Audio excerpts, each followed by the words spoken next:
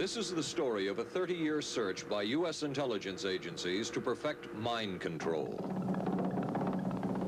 Some of those engaged in that search have agreed to talk about it for the first time. One said, "I think every last one of us felt sorry to attempt this kind of thing. We knew we were crossing the line." The search would be endless. From brothels, an agent says, we learned a lot about human nature in the bedroom, to the mystical rites of a magical mushroom ceremony performed by an Indian shaman, to a Spanish bull ring. The bull has had electrodes implanted in the brain and is controlled by a scientist. There would be victims.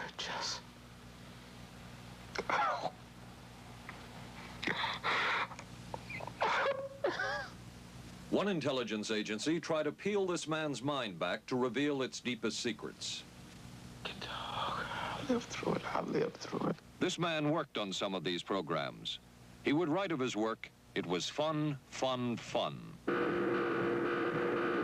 This is the story of the search for mind control. ABC News Close-Up, Mission Mind Control.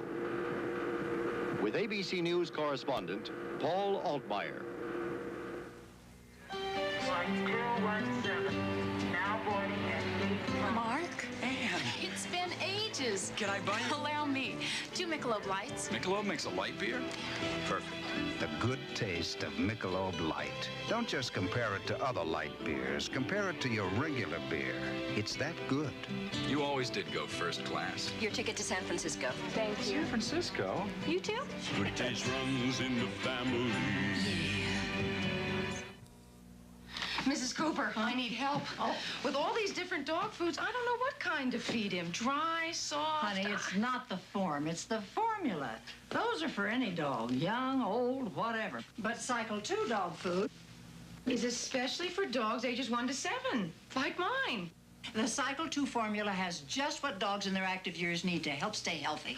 And happy. With Cycle, I know what to feed him. Now get Cycle 2 in 25-pound bags. We are not professing to tell you the complete story of these activities. We are professing to tell you the complete story that we know. Right. But these records that we've uncovered don't tell the story. They tell pieces of it.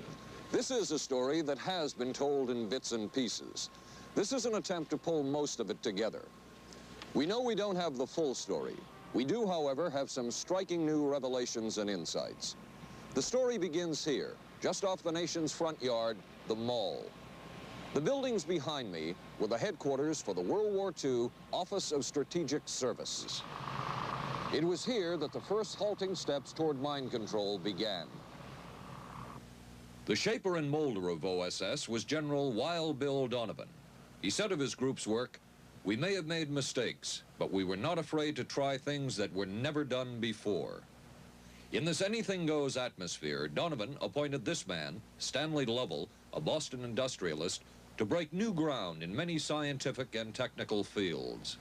Donovan called Lovell his Dr. Moriarty, after the fiendish professor in Sherlock Holmes. Lovell liked the name and posed for this Saturday Evening Post photo. He later wrote of his OSS job that it was, quote, to stimulate the Peck's bad boy beneath the surface of every American scientist and to say to him, throw all of your normal law-abiding concepts out of the window. Here's a chance to raise merry hell. It was in this atmosphere that the search for mind control began. This bizarre man would be an active participant in that search over the next 2 decades. His name is George White, an OSS captain who had formerly been with the Bureau of Narcotics. In his diary, seen here publicly for the first time, White left a legacy of the darker side of American intelligence work. He received his early OSS training at the British-run school at Oshawa, Canada, the same school where Ian Fleming, the creator of James Bond, was trained. White referred to the school in his diaries as the Oshawa School of Mayhem and Murder. Mike Burke, former OSS colleague of White's and now president of Madison Square Garden Center. Very compelling fellow, mysterious fellow, almost mystical fellow. He was fascinating because you knew something about him, but not enough about him to really get a fix on him. He also knew a great deal about the swifter elements of society, the gamier side of life, and he was very impressive in his technical knowledge of the underworld, so to speak. He said, one of our men gets beat up. He says, you have to act real fast and teach these guys a lesson. Charles Siragusa, a former narcotics officer and friend of White's. He said, I'll come around, he says, and break your kneecaps. And with that, one guy laughed, and George White always had a little Billy with him. And this one guy sort of naked. George White turned around and whapped him across the neck with it. Then he picked up a pool stick and started beating everybody up. He made his point. And he made his point. George White was not a man of understatement or subtleties. His boss at OSS, Stanley Lovell, referred to him as deadly and dedicated. In this note from White's diaries, it says, call Lovell regarding TD. TD was a rather transparent cover for Truth Drug. George White worked with the Truth Drug Committee here at St. Elizabeth's Hospital in the nation's capital. They experimented with mescaline, scopolamine, and marijuana on unwitting victims. The committee soon learned there was no easy panacea, no truth drug at this stage. But White and later colleagues would not stop trying. The goal remained the same.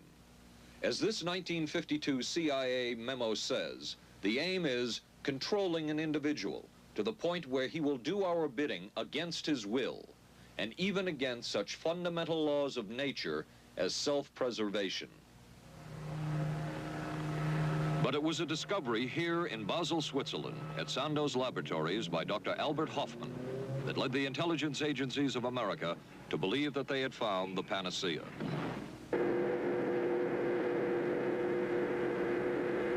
The discovery was lysergic acid diethylamide, LSD. The film that you see is considered by many experts to be the closest illustration of the effects of a hallucinogenic. It was one of the first times that anybody had run into a powerful drug that was different than anything else that they knew anything about. John Gittinger, recently retired chief psychologist for the CIA. This is the first time Gittinger has been interviewed publicly. We could disable a whole city by putting a very small amount on a water supply. After all of these years of us, those of us who are involved in looking for this secret drug, this was the only thing that began to look for the first time like it might be something like that. The CIA's interest in LSD was intense. The worry was that the Russians would get hold of it. Were the Soviets into LSD? I'm going to have to say I'm sure they were, but if you ask me to prove it, I've never seen any direct proof of it. But at one point, intelligence information received from Switzerland said that Sandoz Laboratories was about to put 100 million doses of LSD on the open market.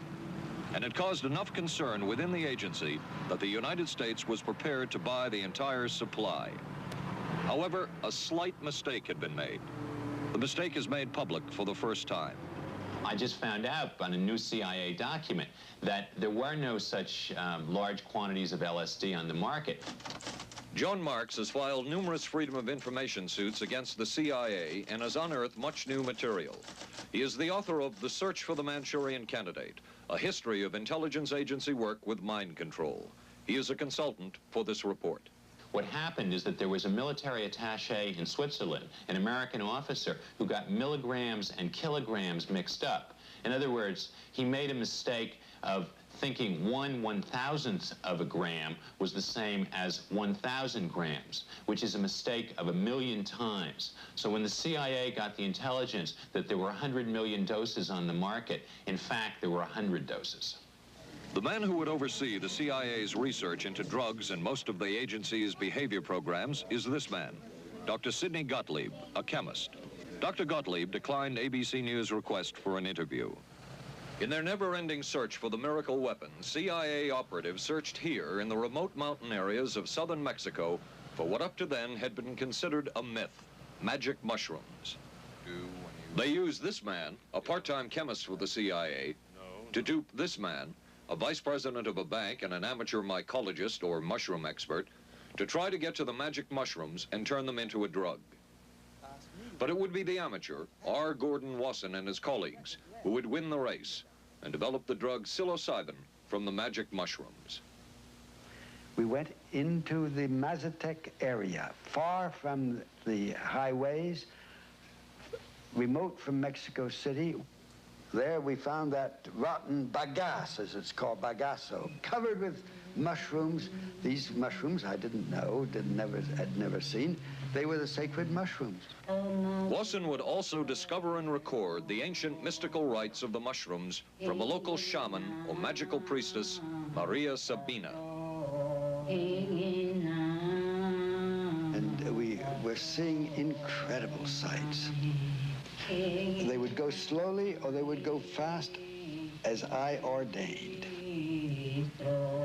All your senses are rendered acute. We say that you see visions, you see hallucinations, but that doesn't begin to tell this story. The hallucinations are only part of it. You hear sounds, you smell things. The night was thrilling.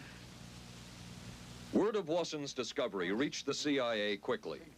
Dr. James Moore, a University of Delaware chemist, secretly served the CIA preparing deadly chemicals on short notice. Moore was instructed to get close to Wasson and accompany him on another trip to Mexico to get the magic mushrooms. Internal documents show the CIA felt a drug derived from the mushrooms could remain an agency secret. What in the world were they looking for with the magic mushrooms? I think the best answer to that is that they were looking for fundamental information on compounds that would be capable of causing changes in behavior, changes in mental attitude. Did you ever consider what would have happened if any of these substances were given to, say, unwitting people? Oh, I don't remember having considered that specifically. What if you, I trust perhaps you've thought about it. Well, I haven't worried about it. Your question again, what would I have thought had I known that any of these substances would have been given to unwitting persons? You mean a hostile agent of another government? No, I mean that was probably one of the things they had in mind. I mean testing it out on an American citizen. I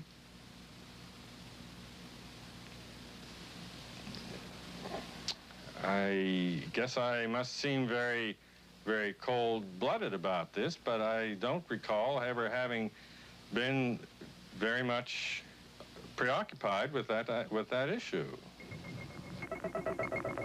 But many drugs were tested in this way. A decision was made at the highest levels of the CIA to do testing on unwitting Americans. As one CIA document says, such testing would be operationally realistic. A former CIA official who worked on these programs describes for the first time how the decision was made. He did not wish to be filmed or recorded. Thus his remarks are read by someone else. I think every last one of us felt sorry to attempt this kind of thing. We knew we were crossing the line. Every decent kid knows he shouldn't steal, but he does it sometimes. We knew damn well we didn't want anyone else to know what we were doing. The decision was made to do testing on unwitting victims. It was decided they should be on the fringes of society because they were most vulnerable. It was the borderline underworld. Prostitutes, drug addicts, and other small-timers who would be powerless to seek any kind of revenge in case they found out. And as their predecessors had a decade earlier, the CIA turned to George White for help. White was now a high-ranking narcotics official, and by this time, the stories about George White were legendary. So the waiter says, "You may help you, monsieur?" And George White was busy talking with me. I paid no attention to the waiter, so the waiter tapped him on the shoulder, says, "May I help you, monsieur?" George White turned around, whipped his gun out, and stuck it in the guy's face like this in this crowded restaurant. George George White did not mind bending the law, and he knew the street well. He was the ideal choice for what the CIA had in mind. We were Ivy League, white, middle class. We were naive, totally naive about this, and he felt pretty expert. He knew the whores, the pimps, the people who brought in the drugs. White set up so-called safe houses for the CIA in New York, here in Greenwich Village, and later in San Francisco, in this hotel, and in an apartment atop Telegraph Hill with a commanding view of San Francisco Bay. While the existence of these safe houses was disclosed last year, details of what took place within them has not been told. A former CIA official who worked in the safe houses reveals that they were used not only for drug testing, but to study sexual behavior and how it could be used to manipulate people. We did quite a study of prostitutes and their behavior. How do you take a woman who is willing to use her body to get money out of a guy to get him to talk about things which are much more important, like state secrets? We learned a lot about human nature in the bedroom. We started to pick up knowledge that could be used in operations. There would be victims in all of this, but as the agency knew, they couldn't fight back. Some entries from George White's diaries. Clarice gets horrors. Janet, sky high. As one agency memo says, we have no answer to the moral question. The safe houses were not the only testing grounds. Millions of dollars would be spent on LSD research at universities throughout the country. And word would begin to spread on campus about this so-called mind-blowing drug. And suddenly, there was the counterculture of the 60s. I give the CIA a total credit for sponsoring and initiating the entire consciousness movement, counterculture events of the 1960s. Dr. Timothy Leary, the 1960s Johnny Appleseed of LSD. The CIA funded and supported and encouraged hundreds of young psychiatrists to experiment with this drug. The fallout from that was that the young psychologists began taking it themselves, discovering that it was an intelligence-enhancing, consciousness-raising experience. I know that some of the studies in which the CIA had supported used as subjects people who later became strong proselytizers of LSD. So in that sense, yes, I think it did sustain the perpetuation of the use of the drug. And it's rather ironic, isn't it? The counter case that I would make in relationship to that is to remember that the people who were doing the research were people who would be doing the research regardless of who was the sponsor. I don't think anybody working in that time in the remotest ever thought that it would blow up into the kind of thing that it did.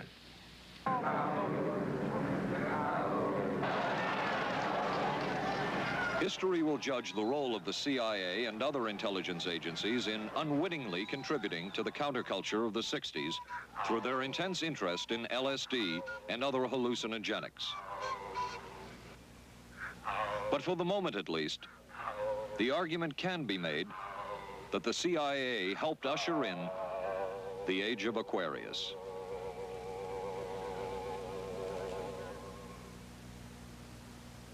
ABC News Close-Up will continue in a moment. Being careful about my body doesn't just mean major things like regular breast exams. I'm even careful about pain relievers. Plain aspirin sometimes upset my stomach, so I use Bufferin. It adds protection. I'm careful about what goes into my body. Bufferin gives me an added relief action I want. Tylenol doesn't. Only one leading tablet has both an added relief action in many cases that Tylenol never provides, and protection ingredients, Bufferin. Now I'm careful to get both with Bufferin. Your sink trap's clogged with grease. Use Crystal Drano. I'll pour in liquid plumber. Don't. It may not work on that grease clog. No? Crystal Drano will. Look, liquid plumber's quiet. It's not melting that grease. But Drano is. It broke through. Will Drano hurt metal pipes? No. So liquid plumber didn't break that grease clog. I'm switching to Drano. To make clogs go, better use Drano. Saturday, live on ABC. the Forest Hills Men's Invitational from the legendary West Side Tennis Club. Then live, third round coverage of the most prestigious ladies golf event.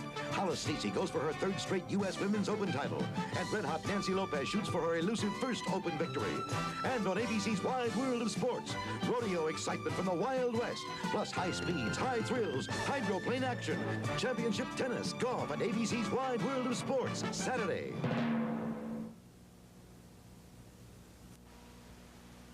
Wednesday on 8 is Enough. We got the buggy fever. The Bradford girls go disco crazy. Hey, hiya, hun. What do you say we get, down? And the summer's off to a red-hot start. And Charlie's Angels play the horses. I want to be a jockey. But end up in a dead heat with death. Then, the ghost of Jack the Ripper haunts the back streets of Vegas. Tomorrow, starting at 8, 7 Central and Mountain on ABC.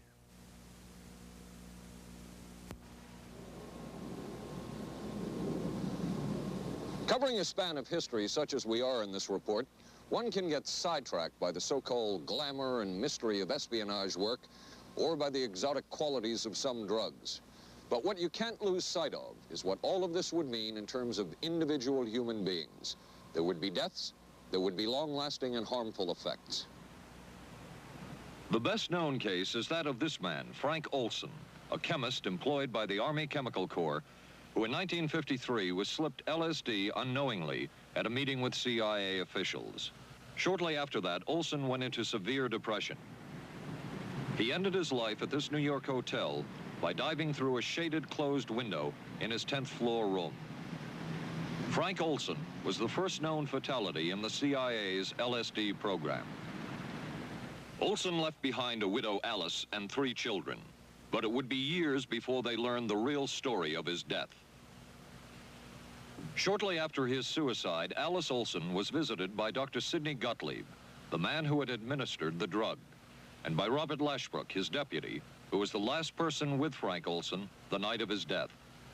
It was probably to check me out and see whether I was handling myself and handling the situation, whether I was hysterical. And I'm sure they left the house feeling ever so much better because I had been gracious and hospitable to them, so that I must have played right into their hand and made them feel fine. 23 years later, how did you feel about that meeting?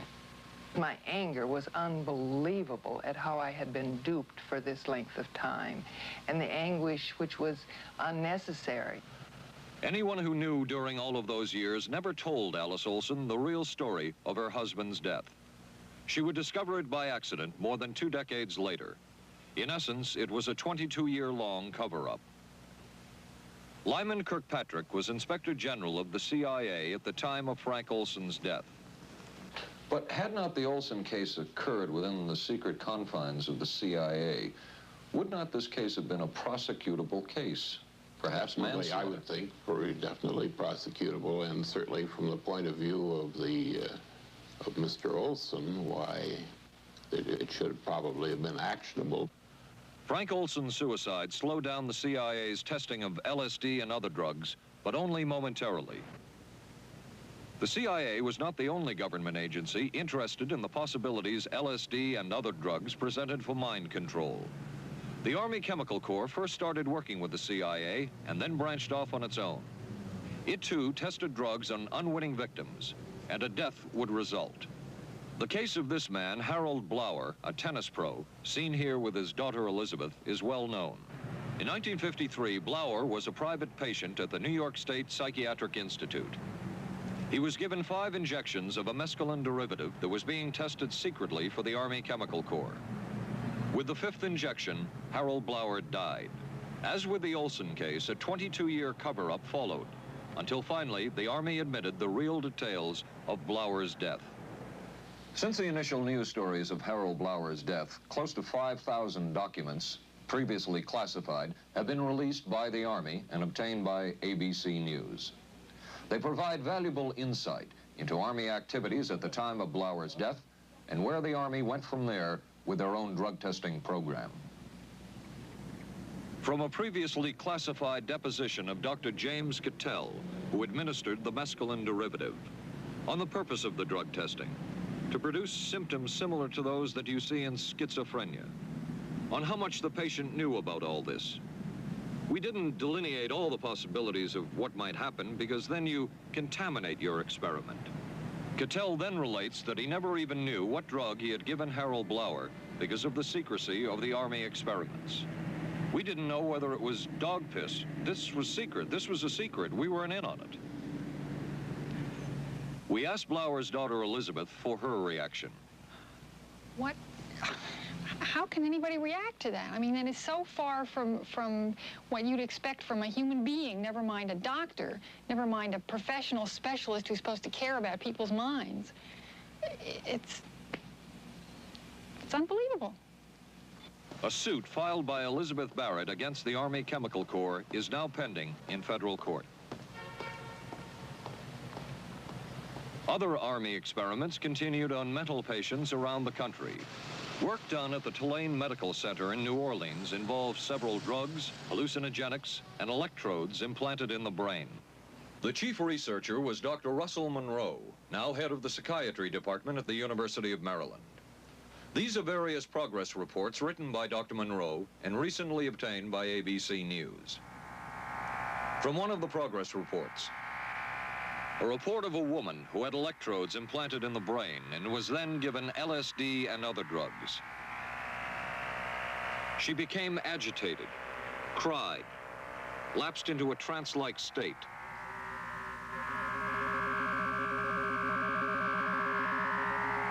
Felt as if she were about to have a convulsion, experienced waves of darkness and light,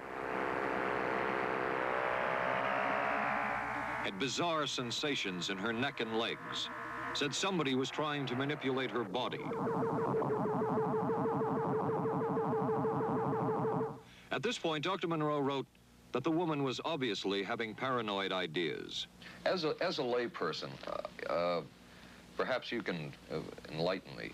What therapeutic effect would the type of experiment that I just described have on a patient? Well, the therapeutic effect would be indirect. Was this patient aware that she was being given LSD? Yes, I mean, they were told that they would be given some medication, and they took specifically LSD? Well, we told them, I don't think that they would have even known what LSD was then at the time. They were told that they were going to they would be given some medications which might make them feel worse. Dr. Monroe, what do you think the Army Chemical Corps was looking for in all of this testing? They were looking for an incapacitating agent, an agent that would not harm the person permanently, but would incapacitate them temporarily. That seemed like a humanistic way to wage a war, if war is necessary. When James Thornwell was given LSD by Army intelligence in 1961, this time it was no experiment. This time, the express purpose was to peel back Thornwell's brain to bear any secret within it. This time, the Army had gone operational. Thornwell, as reported on ABC last January, was an Army private stationed in Orléans, France. Classified documents were missing from his unit. Thornwell became a suspect. His 2.5-month interrogation included administration of sodium pentothal, hypnosis, isolation, and deprivation of sleep. Army documents obtained by ABC News refer to this interrogation as conventional. Despite this severe questioning, Army intelligence was getting nowhere with Thornwell, and it was decided to slip him LSD. For 16 years, Thornwell never knew what had hit him. Tell me about the acid. I'd rather not. It's a bad trip. It's a bad trip. That was a bad trip. The pain was so excruciating. Felt like somebody was sticking me with 1,000,000 pins. You know, just everywhere. Oh, it just...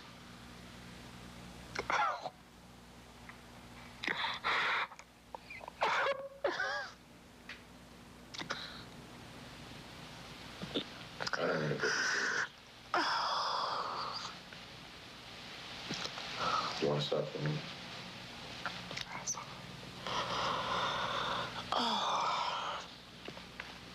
I walked around.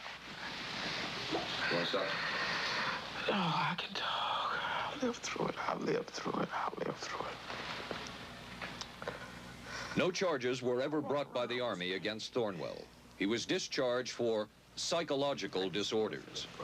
But an Army psychiatric evaluation of Thornwell obtained by ABC News, one which was done prior to Thornwell having been given LSD, says of him, fairly cooperative, oriented, alert, and gave no evidence of psychosis or depression. From the Army's point of view, this type of LSD interrogation was a success. Other documents refer to the exploitability of interrogation subjects, cracking them, keeping them off balance mentally, and providing an economical, speedy, and productive aid to interrogation. From James Thornwell's point of view, it was no success. Thornwell still has serious problems. He's run through 2 marriages. He maintains he can't hold a job, can't concentrate, has nightmares, and feels socially and emotionally isolated. Last fall, Thornwell filed suit against the government in federal court. In a moment, we will examine the closest experimentation to brainwashing that we have uncovered.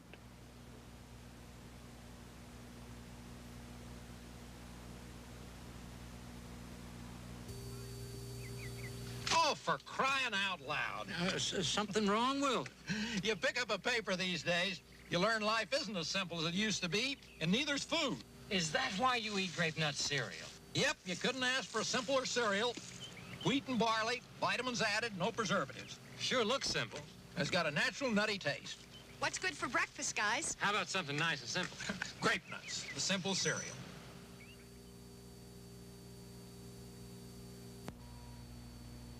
Maxwell House's coffee you can count on. Maxwell House, good to the last drop. Maxwell House is good every time. Maxwell House is good coffee. Good to the last drop. Maxwell House. Maxwell House, coffee you can count on. Always smells good, always tastes good, always good to the last drop.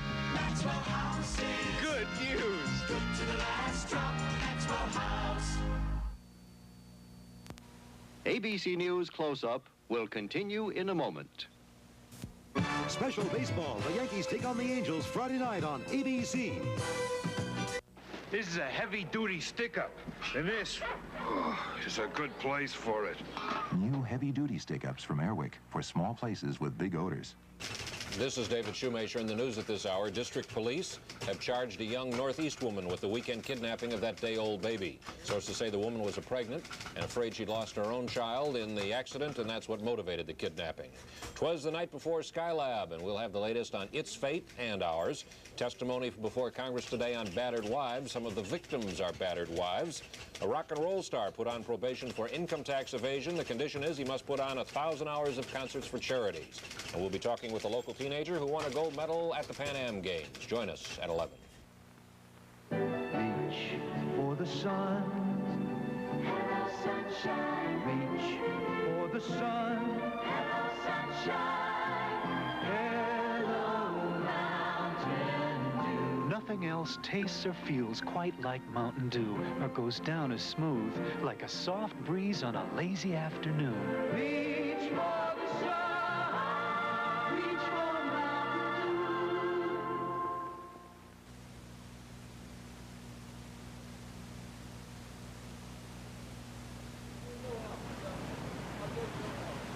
By far, the most chilling experiments we have uncovered took place at this Gothic estate called Ravenscrag, halfway up Mount Royal in Montreal. It houses the Allen Memorial Institute of Psychiatry of McGill University. It was here that the CIA funded a series of experiments, severe experiments. The work was done by the Institute's then director, Dr. Ewan Cameron. It is the closest experimentation to brainwashing yet disclosed. His work, unprecedented in psychiatry, consisted of 3 areas which he called sleep therapy, psychic driving, and the ultimate depatterning. Dr. Maurice Dongier, current head of the Allen Memorial Institute.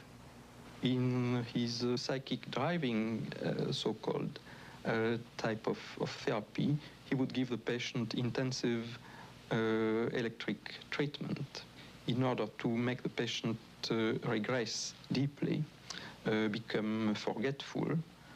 and then he would attempt to implant new ideas in the mind of the patient. Now, to a layman, it would appear that Dr. Cameron was trying to take the slate and wipe it clean, the slate being the mind. In other words, brainwashing. Exactly, that's a very good comparison. Brainwashing. Yes, to life. Val Orlico of Winnipeg, Canada, the wife of a member of the Canadian Parliament, was a patient of Dr. Cameron's. She entered the Allen Memorial Institute because of severe depression. She describes for the first time publicly the LSD therapy and psychic driving treatment that she was given by Dr. Cameron. And then the drug began to take hold very rapidly because it was an IV injection. And things became very furry and very frightening, and had a lot of sensations that it's very difficult to recall. Nobody explained it to me. Nobody ever asked me if I was willing to do it or anything. He had this feeling that he would be able to get through the resistance of illness and to reach deep changes very quickly. Did he? I don't think that when you look at that in retrospect, the hopes that he had have been in any way fulfilled. But Cameron would plunge on. The next step was what he called psychic driving. This involved almost endless tape-recorded messages and more drugs for the patient. Cameron wrote that this was the way to make direct controlled changes in personality. I thought this was the coldest and most impersonal treatment that anybody could give to anybody in the world. And I became more and more despondent and more angry. I just became so despondent that I thought I can't live like this any longer.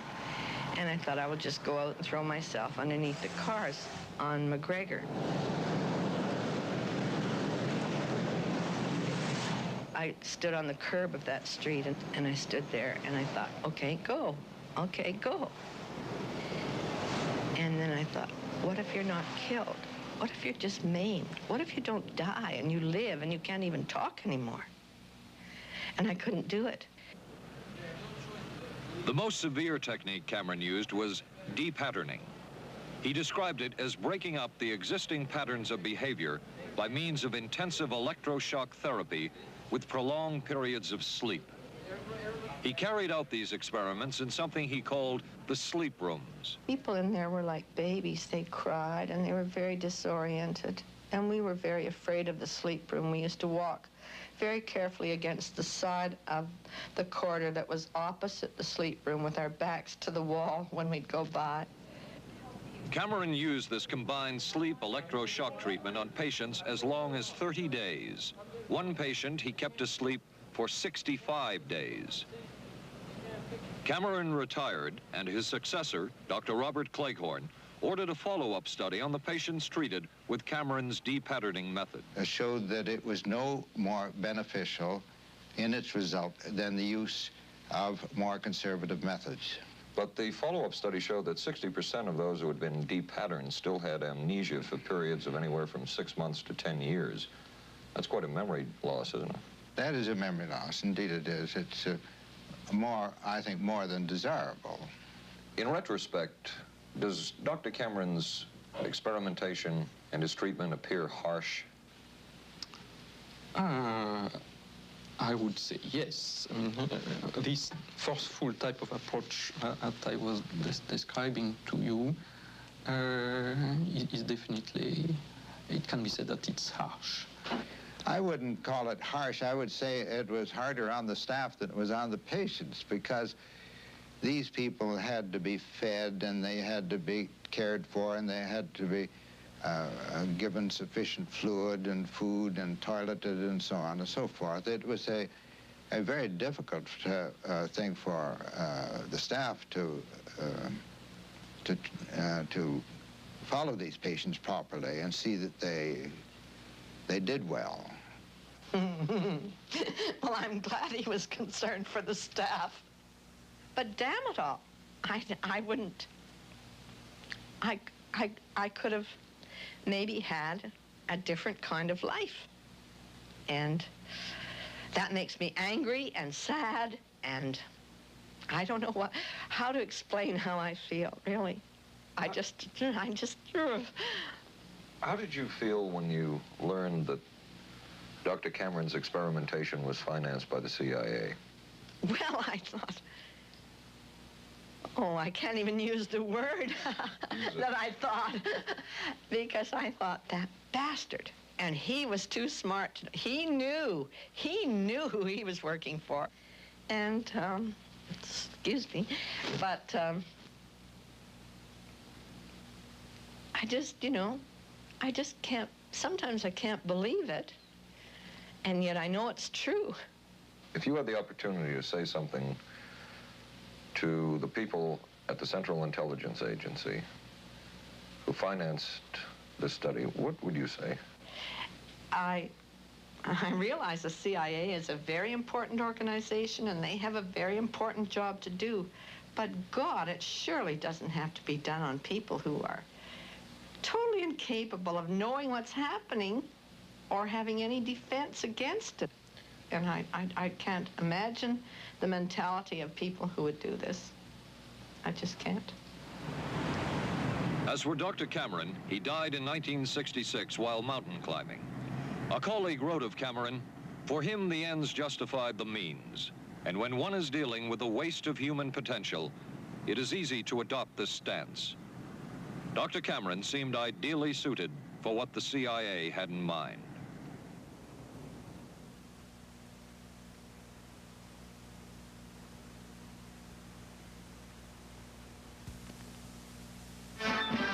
America is adapting to the shape of things to come. Triumph TR7 with 5-speed transmission or optional automatic. Wide steel belted radials, front disc brakes, front end spoiler, rack and pinion steering. Triumph TR7. No other sports car looks like it. No other sports car drives like it. Triumph TR7. The shape. Hey, don't worry. They just got lucky. I'm sorry. I let us down. Forget it. We'll beat them next week. No, I really let us down. Come on. How about a Michelob Light, huh? Michelob makes a light beer? Sure. The good taste of Michelob Light. Don't just compare it to other light beers. Compare it to your regular beer. It's that good. This Michelob Light is great. Hey, you know what our real problem was today? Yeah, you were terrible. Good taste runs in the family. The many roles I play call for many hairstyles. So I use hot curlers, blow dryers, things that can be brutal to hair. I switched from one conditioner to another looking for help.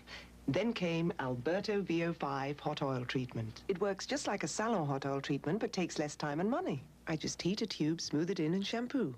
My hair's left silky, shiny, more manageable than I ever dreamed. Alberto VO5 hot oil treatment. I'll never switch again. Thursday. I can move a few of my things over this morning. There's a scandal in the 12th when Wojo gets a roommate. Hi. In a Barney Miller special. I'm a prisoner of my biological urges. Sorry to hear that. Then authorities say this Texas motorcycle gang murdered a federal judge. People are always scared of something they don't understand, and they don't understand us, so they're scared. Geraldo Rivera investigates dope, death, and the banditos on 2020. Thursday, starting at 9, 8 Central and Mountain on ABC.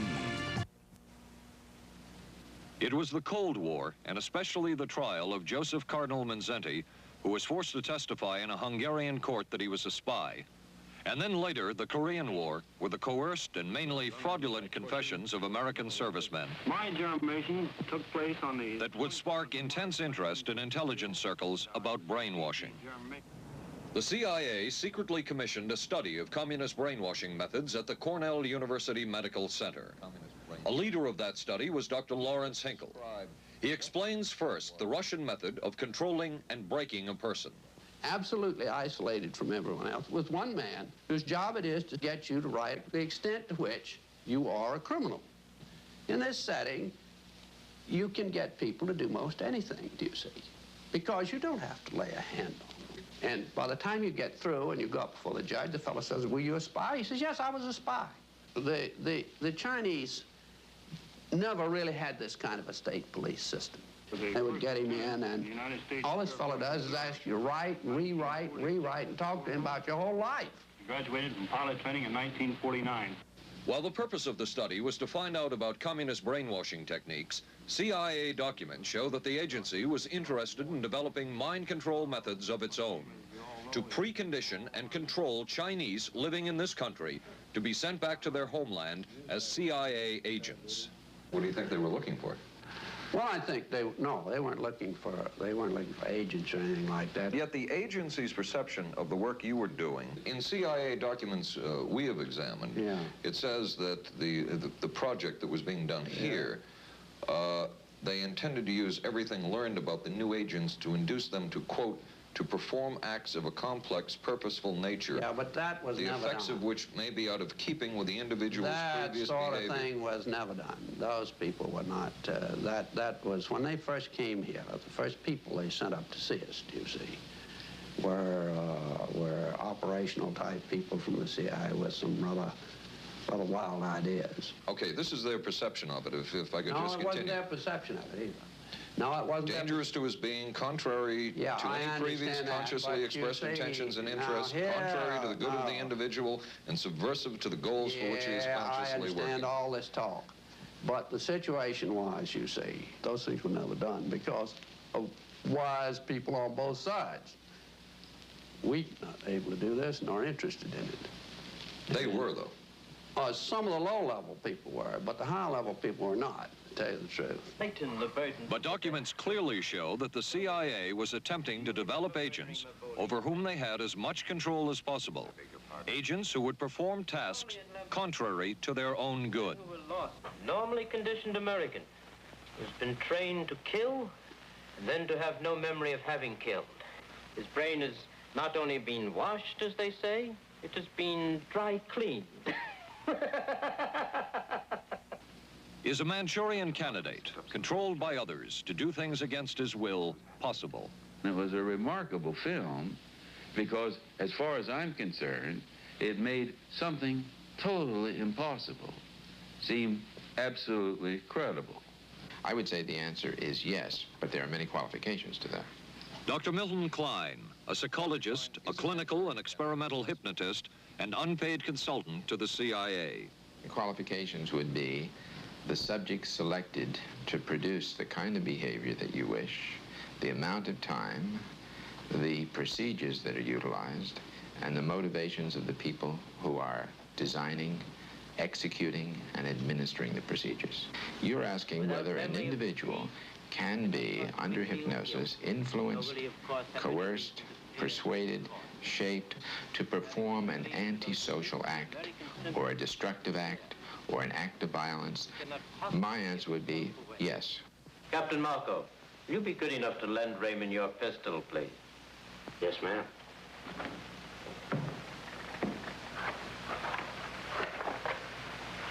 Thanks, Ben. Sure, kid. Shoot Bobby Raymond.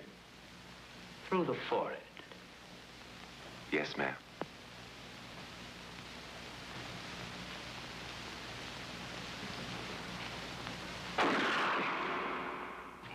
How valuable a tool can hypnosis be in the intelligence field? None whatsoever. It has absolutely no use because nobody's ever been able to do that I know of, do it in an operationally feasible way. I'm not in any way saying that hypnosis doesn't take place. I'm not saying there's nothing to it. I would say that most government agencies concerned with intelligence operations have been looking to hypnosis as a tool for a variety of purposes, one of which is to carry out and to execute certain intelligence operations on a basis where they would not have to rely completely on some of their own emotional reactions. Actually, would that entail murder? It could, if you consider that an act of killing someone under circumstances of war is murder.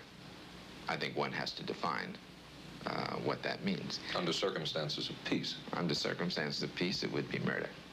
Another former CIA agent says that Fidel Castro at one time was considered as a possible target for a Manchurian candidate. Castro was naturally our discussion point. Could you get somebody gung-ho enough that they would go in and get him? But if you have 100% control of a guy, you have 100% dependency. If something happens and you haven't programmed it in, you've got a problem. So in the end, it was decided that a Manchurian candidate was not feasible. But the search for mind control continued. But could the mind be controlled? Perhaps not. But is human behavior predictable? In this area, the CIA did make a significant breakthrough. A personality assessment system designed by the agency's chief psychologist, John Gittinger. It comes close to being able to predict how humans will behave. It's really a descriptive system, an attempt to try to describe personality in a relatively systematic way so that hopefully you can get some kind of an idea to predict what the behavior between different kinds of individuals. Gittinger's system had many uses in intelligence work. One was to draw personality portraits of world leaders. Using Gittinger's system, the agency concluded the Shah of Iran is a brilliant but dangerous megalomaniac whose basic problems resulted from an overbearing father. And there were other applications. Your assessment staff played a key role in helping other governments pick their police intelligence agencies, including, we've learned, the Korean CIA, Uruguayan National Police. Can you tell us about this? No. Author John Marks. The former #2 CIA man in Uruguay told me how in 1966, John Gittinger and an assistant traveled down to Uruguay and gave the tests in order to select members of the Uruguayan intelligence service.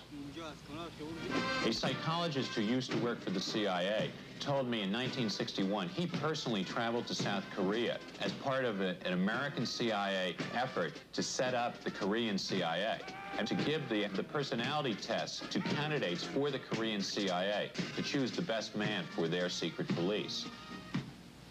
But one of the basic functions of Gittinger's system was finding the vulnerabilities of an agent, a double agent, or a potential agent. In its applicability to intelligence work, isn't the PAS system looking for a person's soft spot?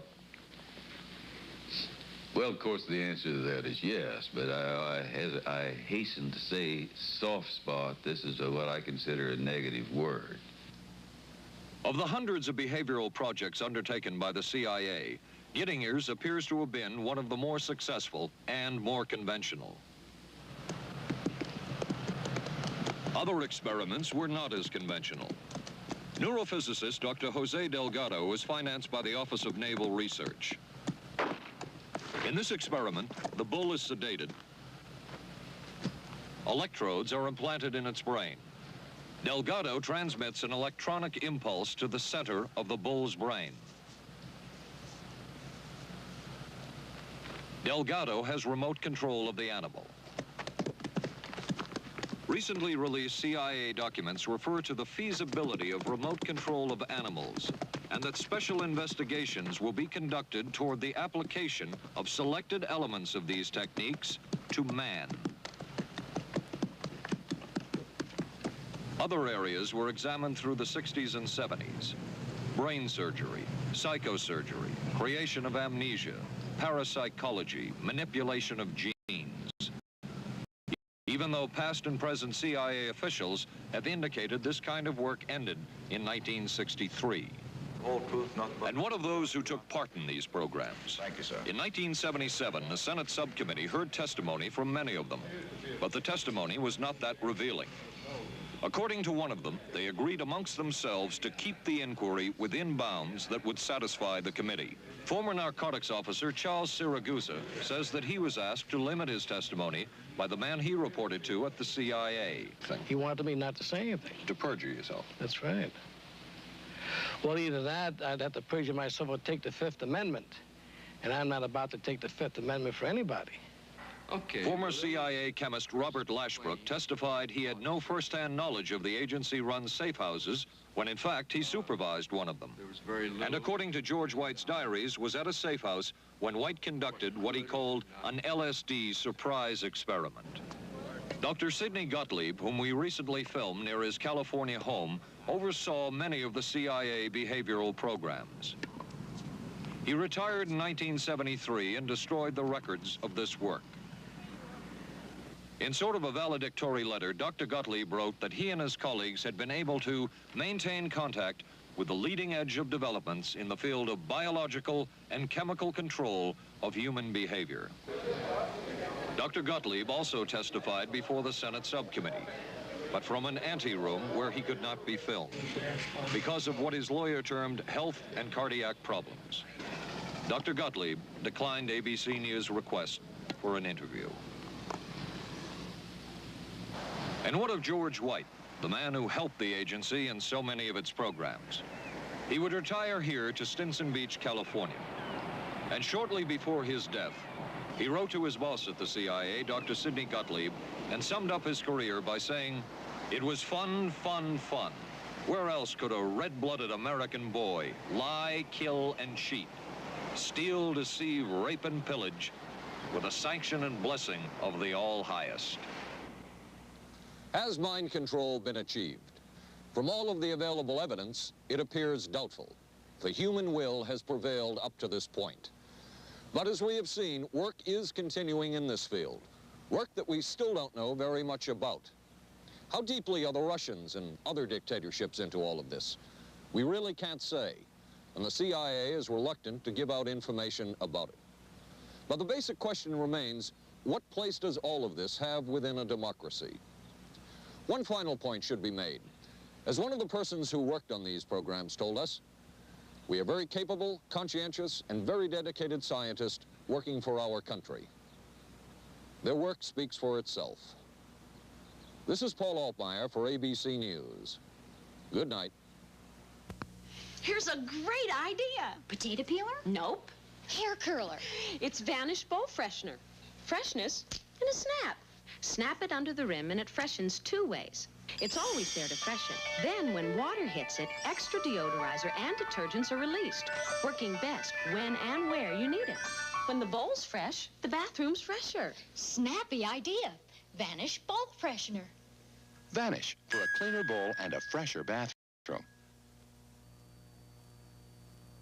What do doctors recommend for pain today? This report shows doctors' #1 choice is the pain reliever in Anacin. 5 million recommendations last year for pain of headache, backache, minor arthritis, and muscle ache. The ingredient in Anacin is the doctor's #1 choice. Anacin is strong, a special combination of medical ingredients free of stomach upset for millions everywhere. The ingredient in Anacin, doctor's #1 choice.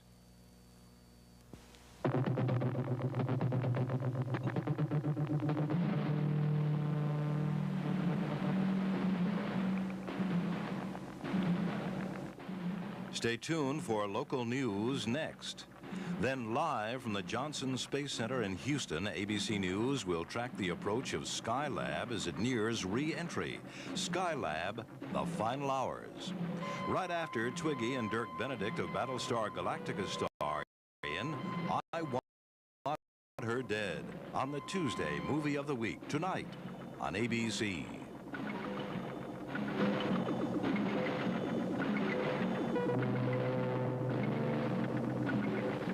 This has been a presentation of ABC News.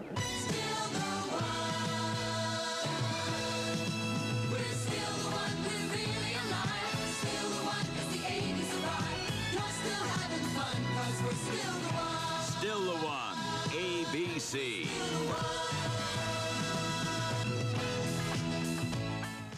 Skylab nears its final orbit, an arrest in the kidnapping of that newborn baby, a rock star sentenced for income tax evasion, and a local gymnast talks about her winning performance in San Juan. News 7 is next. We were concerned about our monthly electric bills, so we called Pepco for help.